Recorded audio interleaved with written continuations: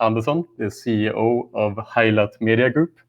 And Robert is a serial CEO, I would say, with a quite interesting background from several different industries, starting from the mobile industry, if I'm not mistaken. Yeah. Going over to marketing, to gaming, and then now in iGaming. So Robert, I'd love, and I'd be super interested to hear a little bit about your background and kind of how you have started over in this industry and what that has meant for you. All right. Where do I start? Like how far back? How far back do we go? As far as CEO jobs goes, my first one was at an advertisement agency. But before that, I worked in classic gaming, in the sense that I worked for DICE with Battlefield, and then moved on to digital marketing, basically, before I entered this industry. But I've had this is my fourth CEO job now. So over the last 10, 11 years, maybe that's what I've been doing. It's been good fun. Yeah, it's interesting. I guess that's all the young boy's dream, is to work at a company like DICE that you mentioned. Like how was your experience there? I have to say, it was a lot of fun, and the biggest criticism that actually I got was that I played too little games during office hours. So we should be playing at least, no matter your role, you should be playing at least 1 hour a day. Oh, really? Was that kind of incorporated in those offices then? Did you have like kind of game rooms and stuff? Or how did that work? And you had, of course, like the test consoles to be able to participate in the unreleased games and stuff. So, but sometimes you just didn't have time. Cool. What was your role at DICE? Head of business affairs. So basically business development. That's super interesting, and I was curious as well, because I was sneaking up on you on LinkedIn a little bit before this, actually, to look up your background, and obviously we've known each other for quite some time and we've been friends and things like that. But I didn't know that much about your background, actually, which was interesting to see, and I saw that you started out your career within at Nokia, actually, in the early 2000s. Yes, I started off at the peak. At the peak of the it was then very good times in Finland, in the sense that Nokia was employing everything, and at university I was offered a job, and I figured why not, and I went to Nokia and I started there as actually a software tester. And then became a project manager, basically, quite quickly. And after that, in Finland, I left Nokia after 2.5 years and went on to a startup. Some people who are of my age might even remember, or younger might remember, Habbo Hotel, or Habbo, which is actually like a hangout for young kids, quite in the early days. Really? Yeah. Was that kind of like Sweden's, like Lunarstorm, but? Yeah, but this was, you had your own hotel room that you got for free, and then you could buy furniture with SMS to impress your friends. So yeah. So there's kind of you could walk around and chat with each other, etc. Company took in a lot of money, never made any money. And after 5 years, it was gone. It sounds a little bit like they were before their time a little bit, because now that type of model is model is huge. Yeah. I'd say they were quite innovative back then, but it didn't pan out. But on the peak, there was offices in 20 countries and 350 employees or something. Oh wow, that's very interesting. So that begs the question now, then, coming from Nokia and that background, what phone do you have now? Do you have an iPhone? Did you transition? Yeah, I transitioned. I had the first iPhone, and I've stuck with it since. It's the same here, actually. To be fair, I still don't have the first iPhone. I actually upgraded in between a few times. Oh, really? Oh, so you never tried out the Android phones then? Sorry? You never tried out the Android phone? Or you never went back to Nokia after that? No, never went back to Nokia, or never ever tried an Android, actually, either. So I'm curious just to stick around with this a little bit before we kind of move into the iGaming sphere and stuff. So in Nokia at that time, I mean, when the iPhone came and kind of revolutionized disrupted that market. Yeah. Were you kind of in touch still in the mobile industry at that time with connections and stuff? I had just left when the iPhone came. Basically, I'd started at DICE. But you must have had a lot of friends that were still in the industry. I was then also actually running a project at the following job at Sulak and Habbo, where we were developing Habbo for N-Gage. If you remember that telephone that you had this side talking. It was the gaming phone. Yeah, the gaming phone, an absolute horror. But Nokia was paying for a project and we were developing it. So it was quite, I mean, they were just developing all kinds of bananas phones back in the day. So that's kind of the last touch I have with Nokia, was when we were developing a game for them, actually. That was called Habbo Islands. Habbo Island.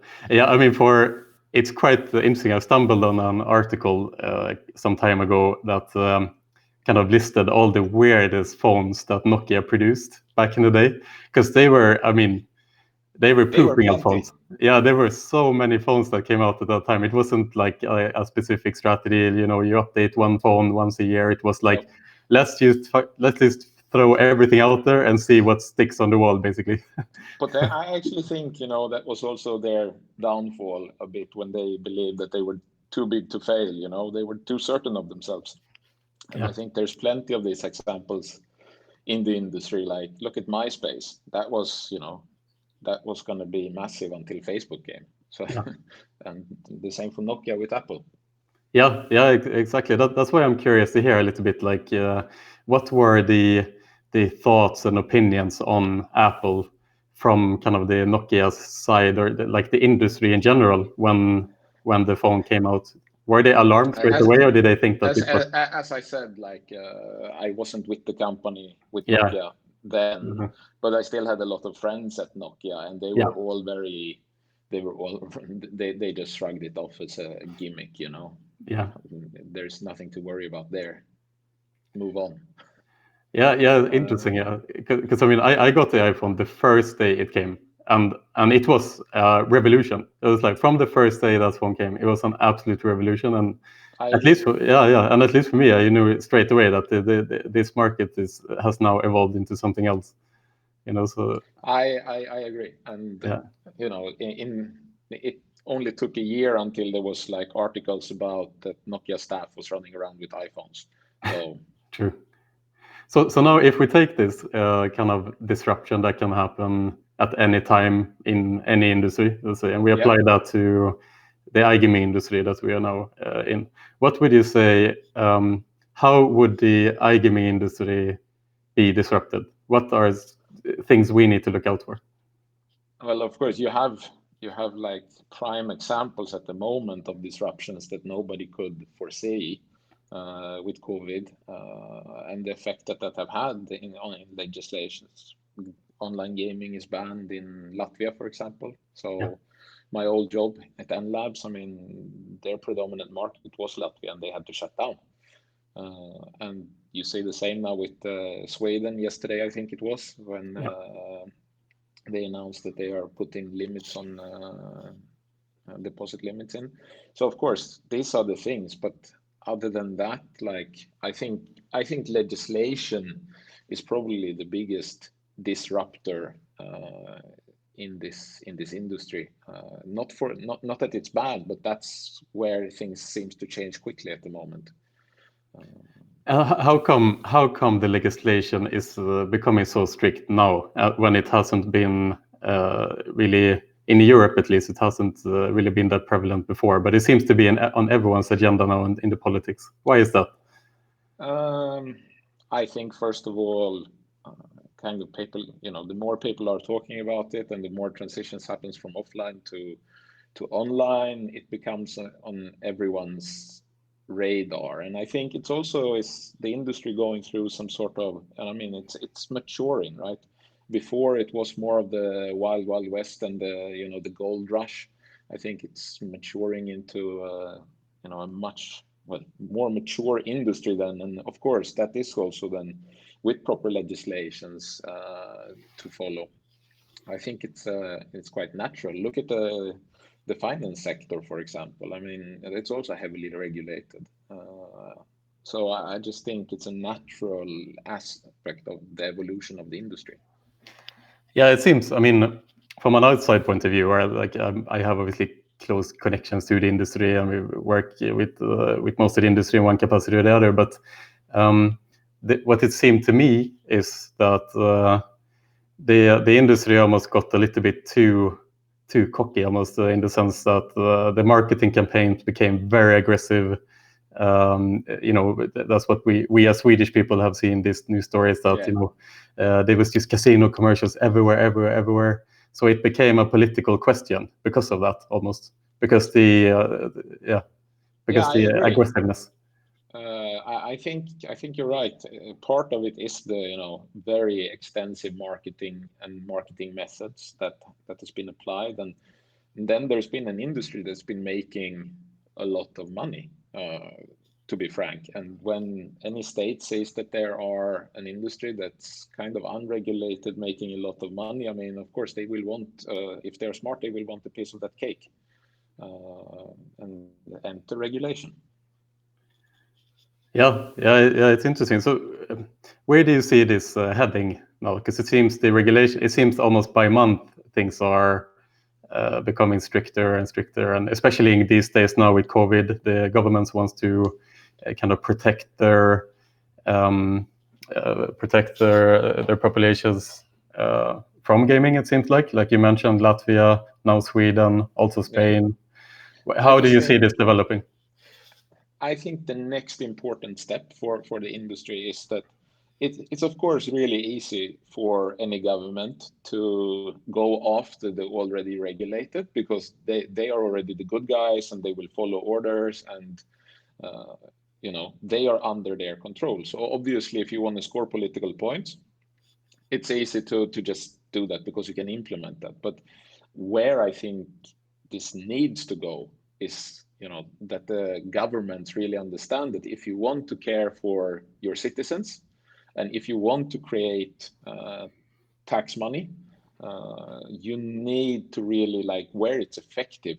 It's also, of course, the hardest for them, because it doesn't give you political points as easily, and it's harder for them to implement. But it is to block the unlicensed and to go after the unlicensed market and increase the channelization.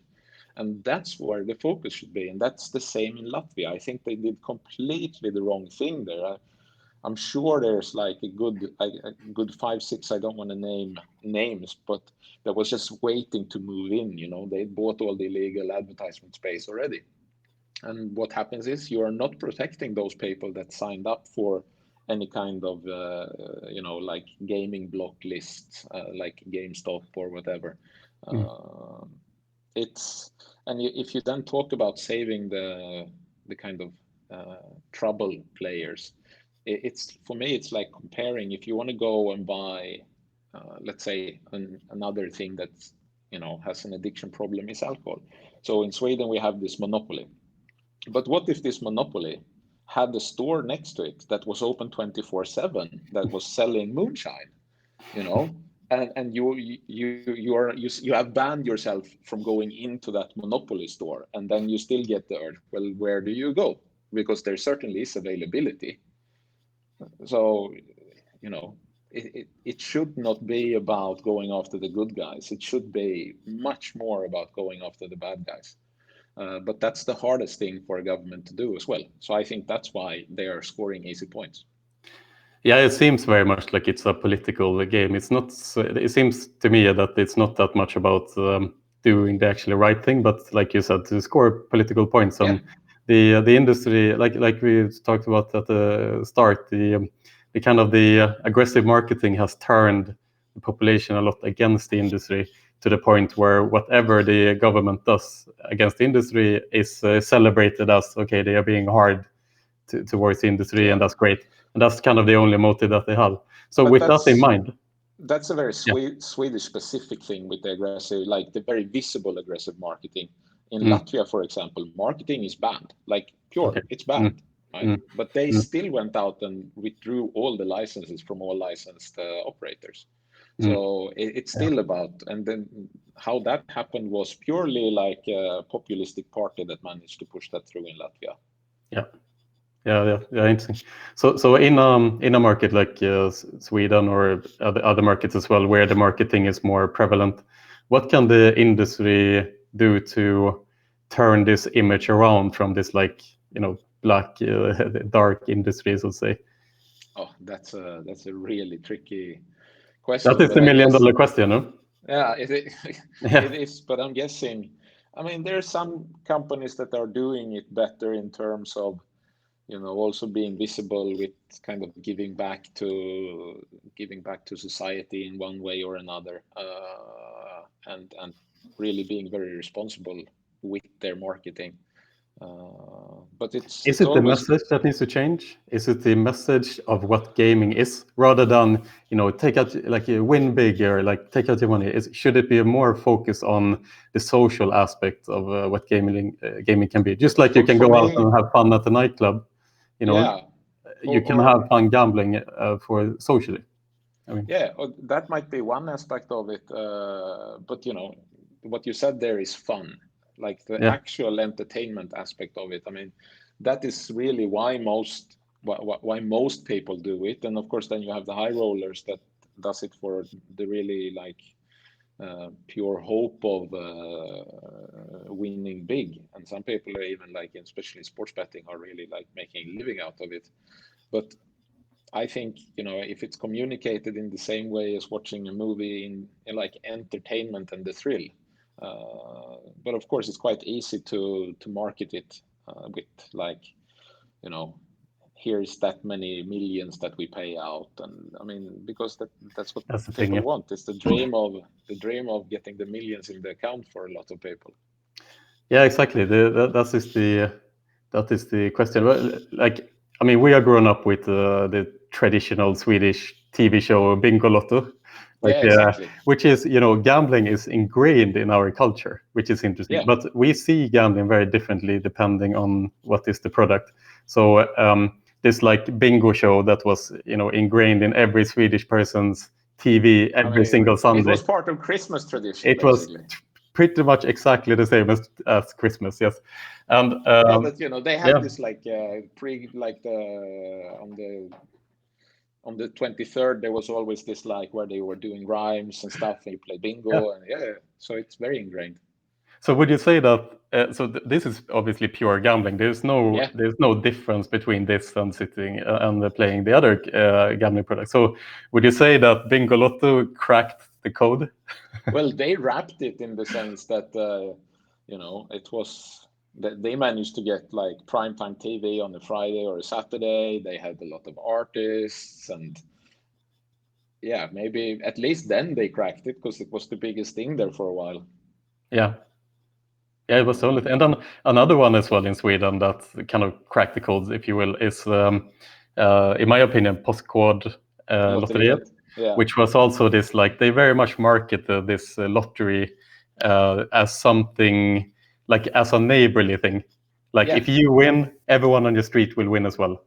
Yeah. It became like I don't know. It was pure, gambling for profit organization, everything. But it very much came across that it was like this, like, community lottery. Yeah, very, very much the good guys feel to it. Yeah, which is interesting because it was really like the payouts were really low in those games, actually. Yeah, and I still understand that people in the industry has already complained, because that is, I mean, that's really not fair play that they get like 2 hours prime time on Saturdays on TV4. I mean, that's pure marketing for their product. Yeah.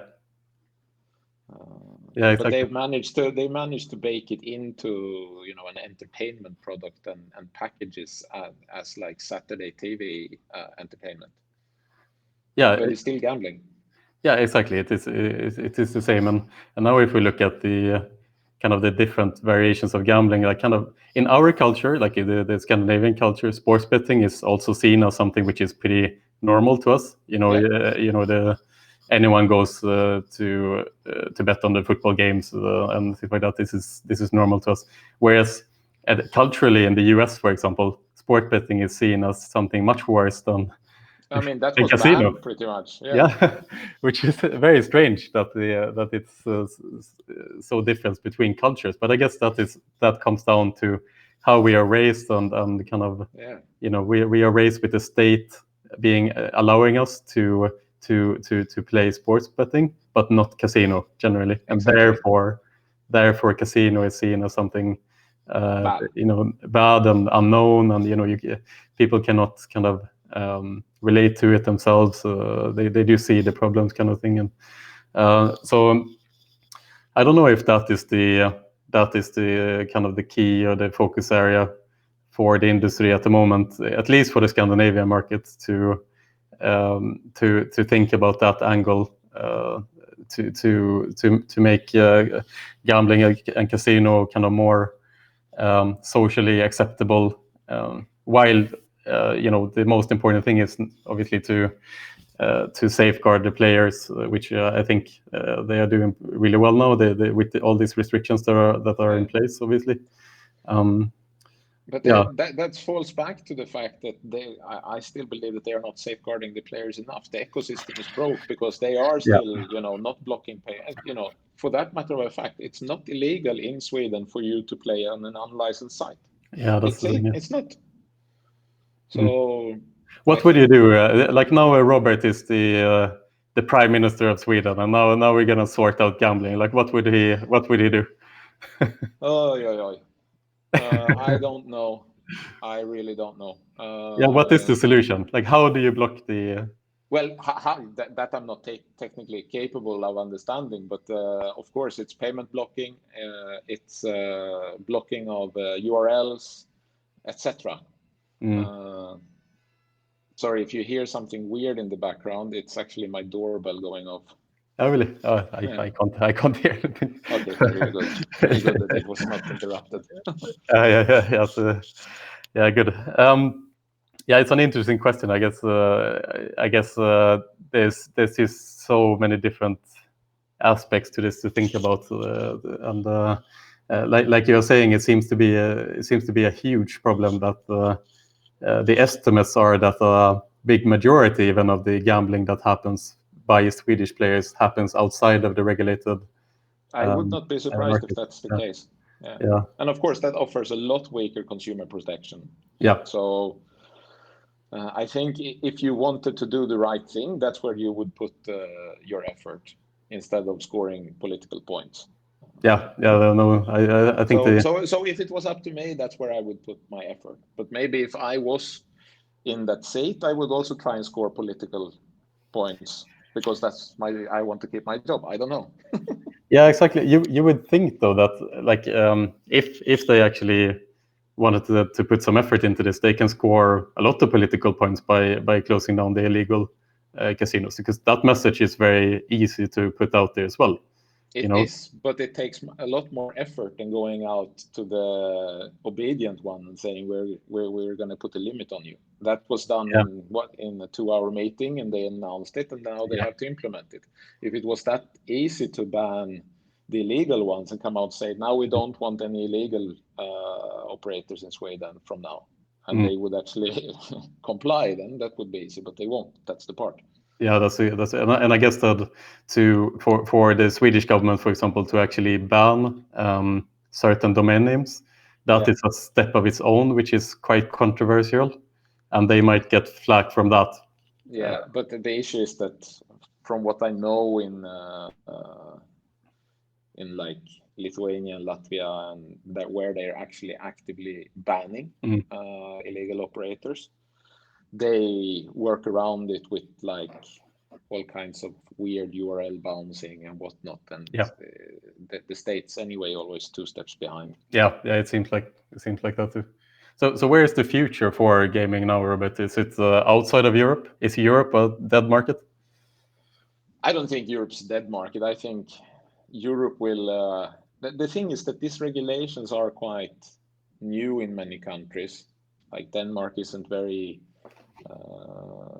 old, and Sweden certainly isn't, and there are changes in regulations in a lot of different countries, and I think the ecosystem will need to balance out, because obviously it also needs to be profitable for the operator actually have operations. Otherwise, they won't create any tax dollars. So that the ecosystem needs to balance out, and it will. It's just going to take some time. And of course, then there is gold rushes to different countries, and of course, on everyone's lips now is the states and all the different states potentially opening up a massive market. Yeah, that would be kind of the next gold rush, as you're saying, with the state. What are your predictions for the states and the regulations there? How do you see that market?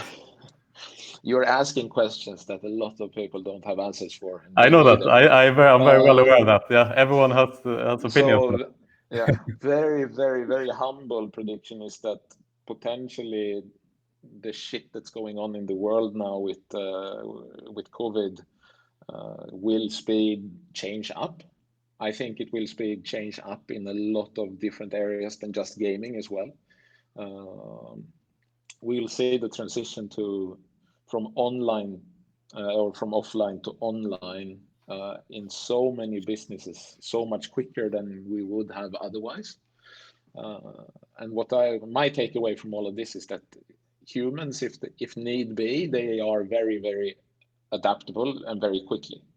We find ways to make it work. And I mean, I think that's going to mean that certain states open up quicker than they had planned, because also they will have a pretty decent hole in their budget. So that might be the case. But then it might be so that they charge really a lot when they open up. So I don't know. It's anyone's guess. Is this an opportunity, perhaps, for the online casinos to disrupt even more the land-based casinos? I think the transition will happen a lot quicker. Yeah. Because I mean, Las Vegas is shut. Simple as that. Online casinos are shut. So how can online take advantage of this?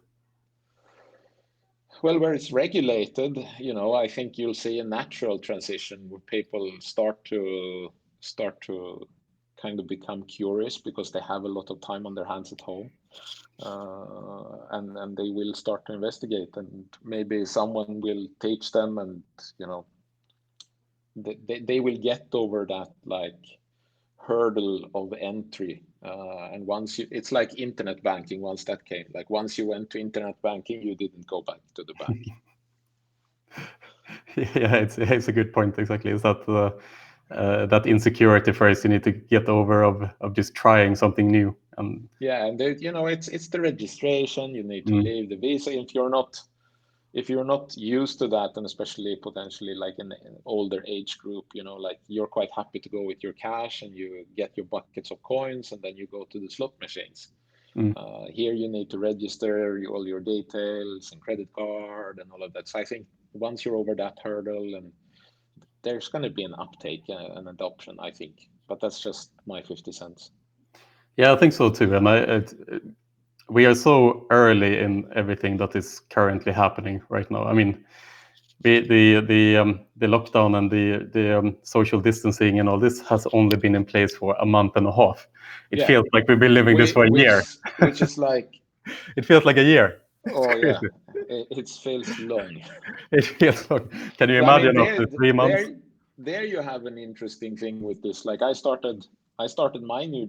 for me, I've never been really remote working like this too much, in the sense with video and all of this. And it is really now, I have gotten used to it over this time. But I mean, I started my new job, and I managed to be in the office for 2.5 weeks with my new team.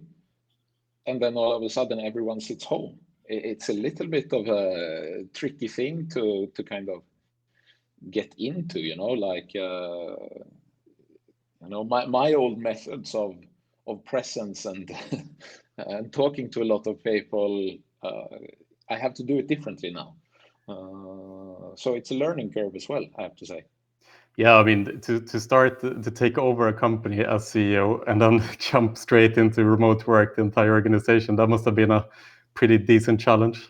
How are you coping?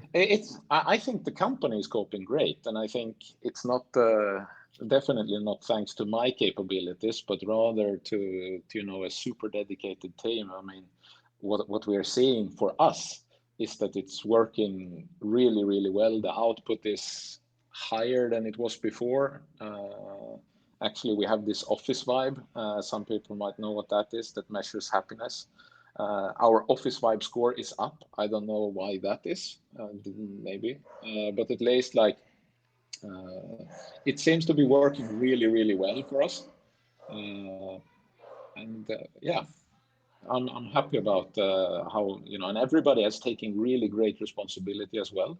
So yeah, we were set up over the weekend with all the VPN. The tech team worked really hard, and now everybody can work from home. Yeah, that's great. I mean, we're lucky to be in an industry that kind of have embraced this working remote lifestyle for some time in most organizations. Yeah. Perhaps that's kind of helped as well in this situation where the technology was already there, it was prepared, and things like that. What I would would be interesting for me to see now is like you're saying, this is the feeling that I'm getting as well from a lot of companies, is that the productivity is increasing. People have been excited a little bit. It's been this kind of novelty around the situation in the beginning.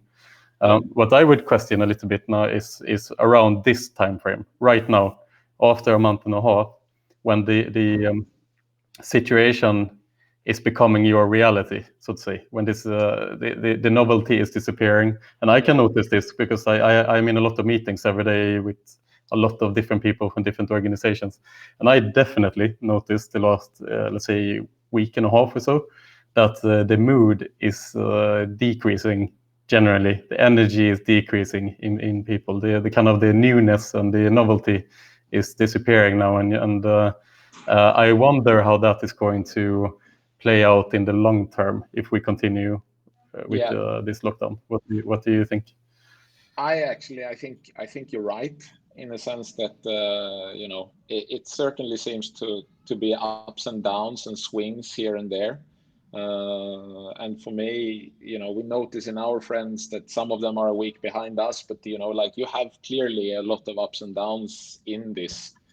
And yeah, if it goes on, I don't know, like another 60 or 6 weeks, then I think we might hit a rough patch, and I don't think we are meant for this house arrest type of thing.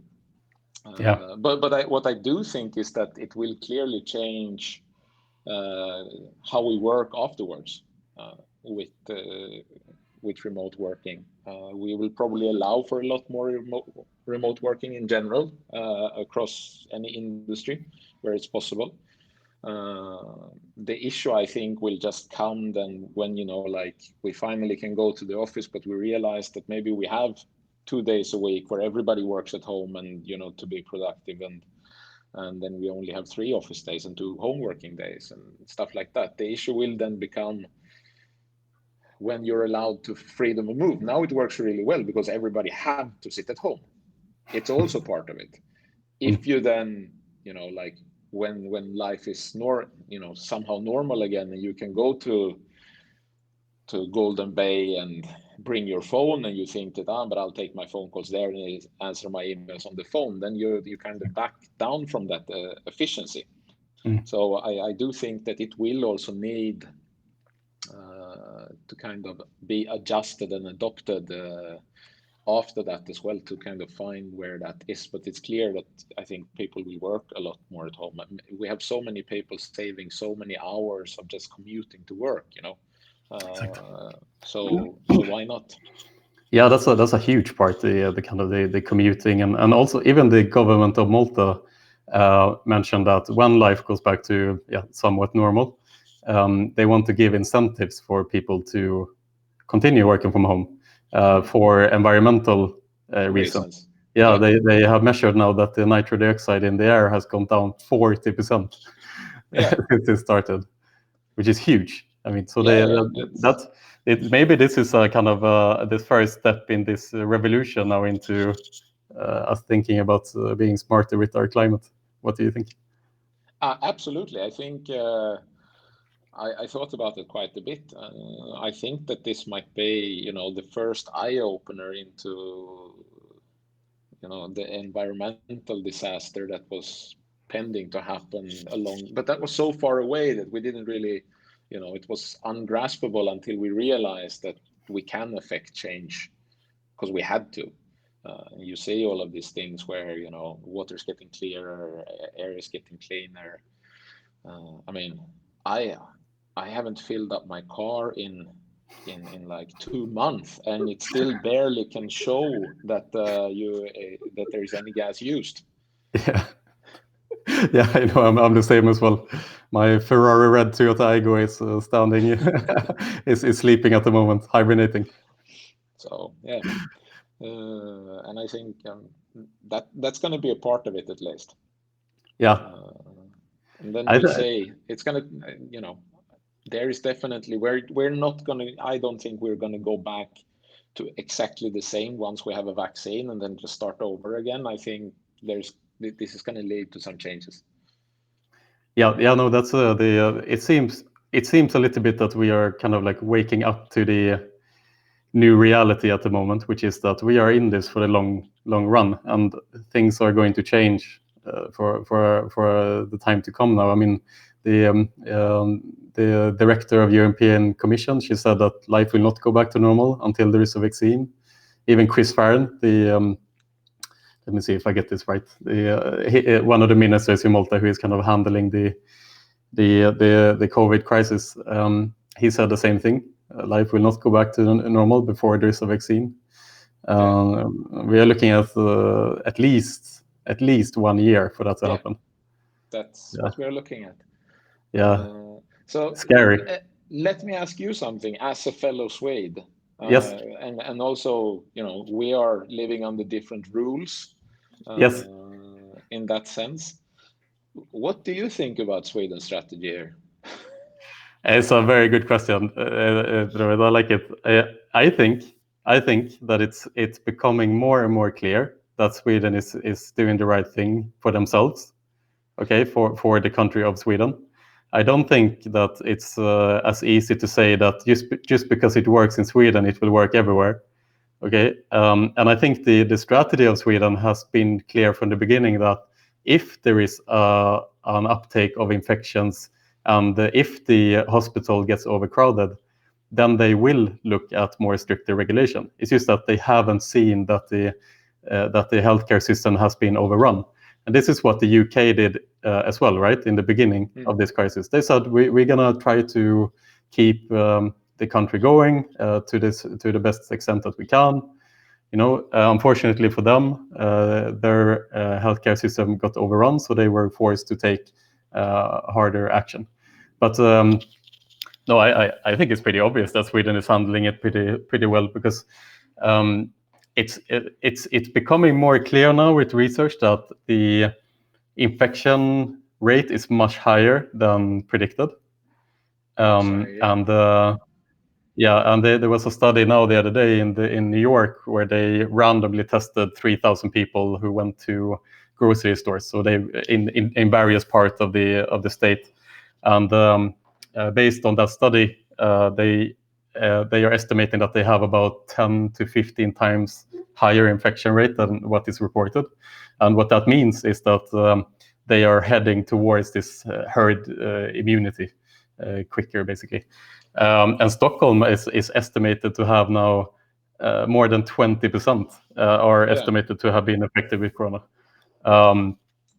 And they can still kind of keep society going. So that begs the question for a country like Malta, for example, is that fair enough? We've handled the situation amazingly. The infection rate is super low.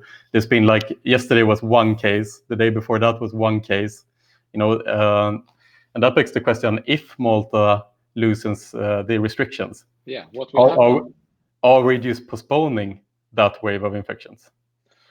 That's going to be. I think for me, I have been swinging on Sweden in that sense. Like in the beginning, I was upset they took it so lightly, but kind of the longer this goes on, I'm actually with you there, I think. But Sweden is also naturally a socially distancing country. I mean, there was an expression even before that saying like "you like a Swede," like. Yeah, exactly.